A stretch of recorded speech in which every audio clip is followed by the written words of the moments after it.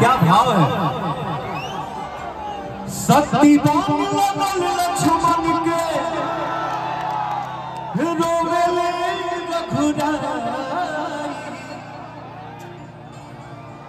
शक्ति लक्ष्मण के रोवेले रघुराई। अखिया खोला बबुआ, ओ अखिया खोला बबुआ, बोलब के छोटका भाई।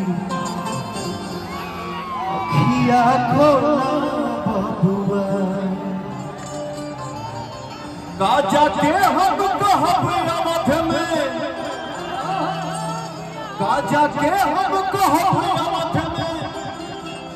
अरे पूछिए तीनों माई, मुझे बोल रहे हो हा?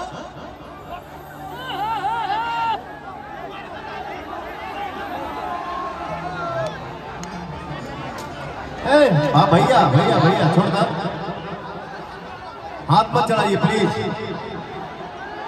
काजा के हम कहब अवध में,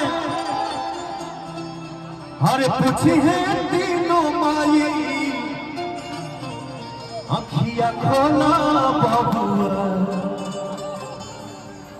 कहब के छोटके भैया भैया भाई रे भाई रे भाई रे भाई रे। अखिया खोला बबुआ,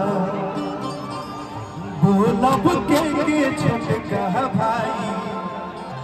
अखिया खोला बबुआ, प्रेम से बोलिए सिया बलराम चंद्र के।